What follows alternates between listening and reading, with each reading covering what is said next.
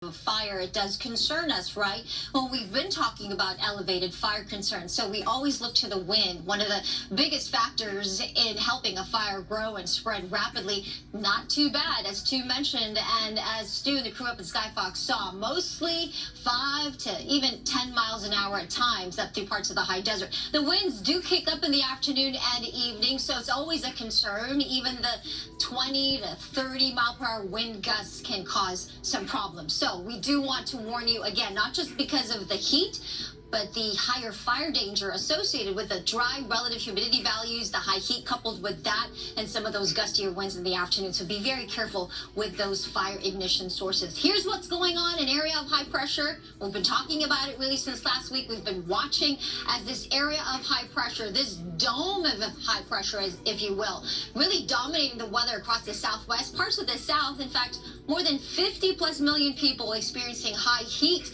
today, more so as we get to the weekend through most of the south and parts of the plains and the Midwest will be experiencing above normal temperatures. Today, Fullerton, 93 degrees. That's warmer than yesterday's 89. We're going to kind of hover in those 90s above average as we get on with the week and into this upcoming weekend. So that's why we've got those excessive heat warnings and watches in effect. I'll go over those in just a bit. In the meantime, here is our timeline at about 9:30. Temperatures are really warming up, and by the afternoon at 3:30, it's going to get to about 90 in Burbank, 102 in Fresno if you're headed north, 109 in Las Vegas, 110 in Palm Springs. And as we've been talking, it's going to get hotter as we get to the weekend, dangerously hot. We'll go over all those details in a few moments. Melvin and Jen, I'll send it back to you. All right, Maria, thank you very much. So to come, everybody, a local shop owner heartbroken.